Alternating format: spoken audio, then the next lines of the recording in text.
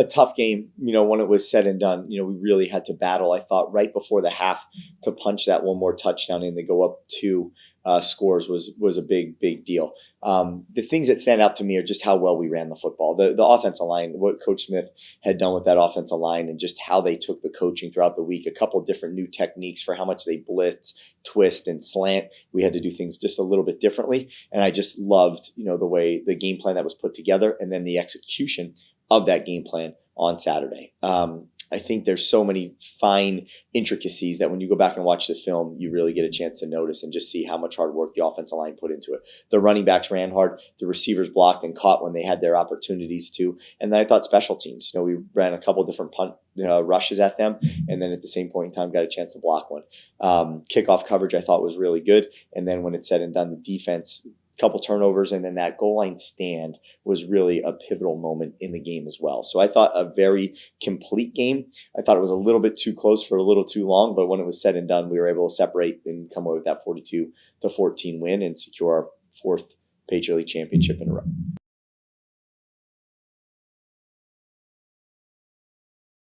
Coach Kanan flipped over on the headset and said, just take a minute to enjoy this. This is not something that happens all the time. So just take a moment to enjoy it. Because I was still in my mind in coaching mode and didn't love how the game had sort of transpired up to that point.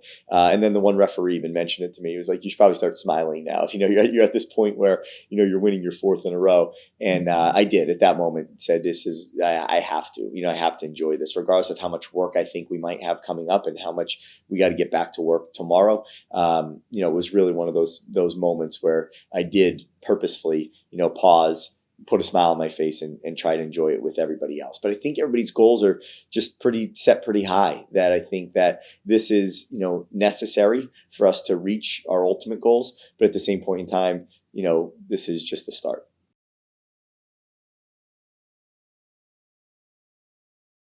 Well, they're tough. I think we're very familiar with their, defensive coordinator, Anthony Barisi, who spent time, all those years at Assumption with us and then a few years here at Holy Cross. And then their special teams coordinator, John Shalava, as well, is a very good special teams coordinator. So we'll have our hands full on those sides. But really, the bright spot on their entire team is their pass offense. This quarterback is phenomenal, and Coach Merritt does a great job, with that offense. So I think they're top 5 in the country in pass offense. So none of this will be easy. And I think, for us, we're focused on it. We're very committed to it. And at this moment, it is how hard can we possibly prepare and how hard can we possibly play? Because that's really the only thing we can control. And at the same point in time, though, we understand if we can win these next two, we have a shot possibly at a bye. And if winning these next two, will basically trigger us winning the first round, playoff game, with a bye. So I think our guys understand it. There's not pressure, but in the end, there's confidence, and that confidence comes from hard work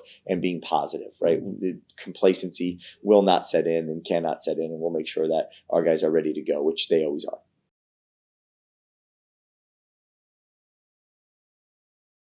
There's only one way that we play this game, right? And I think we're just going to continue to do that, because the last thing you want to do is slow down for 2 weeks and then try to put your foot back on the gas. It doesn't work that way. So we just have to continue to go as hard as we possibly can.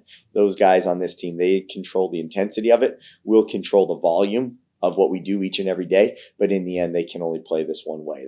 They have to continue to do that, so that when we do have the chance to, get into those playoffs, we've been there before. We've been doing it continually, and we're ready to roll.